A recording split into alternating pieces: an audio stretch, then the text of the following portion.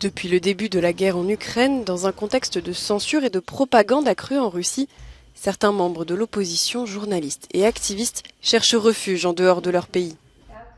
La propagande utilise beaucoup l'idée qu'en dehors de la Russie, personne n'aime les Russes. Et ces gens perdent vraiment l'espoir que quelque chose puisse être fait pour les aider, que quelqu'un en dehors de la Russie se préoccupe de leur sort. Depuis le 24 février, le nombre de Russes exilés en Pologne pour des raisons de sécurité a augmenté.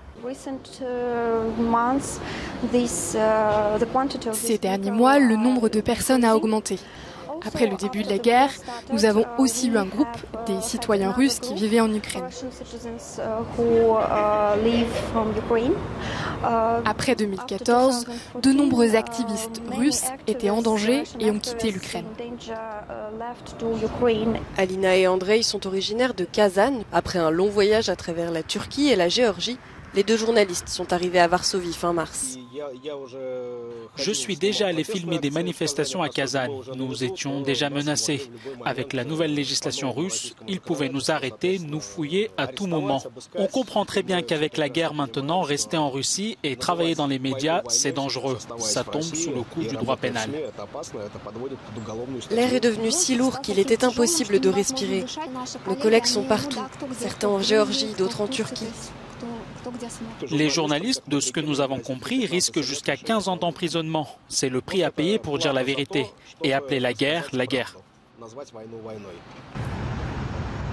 Si la situation en Russie reste tendue, les sondages montrent toujours une forte adhésion à la politique de Poutine. Quitter le pays n'est donc pas toujours une décision politique. Je ne crois pas qu'il y ait une énorme opposition populaire à la guerre en Russie. Certaines personnes ont décidé de partir à l'étranger. Mais je pense que les motifs politiques ne sont qu'une partie des raisons. Je pense que certains d'entre eux sont davantage préoccupés par la situation économique. Pour le moment, elle n'est pas si mauvaise, mais nous recevons déjà des informations sur des problèmes internes. Le nombre exact de Russes qui ont quitté le pays depuis le 24 février est inconnu. Les experts l'estiment quelque part entre 300 000 et plus d'1 million de personnes. La Pologne, qui était devenue une destination populaire pour l'opposition biélorusse, accueille aussi désormais les Russes.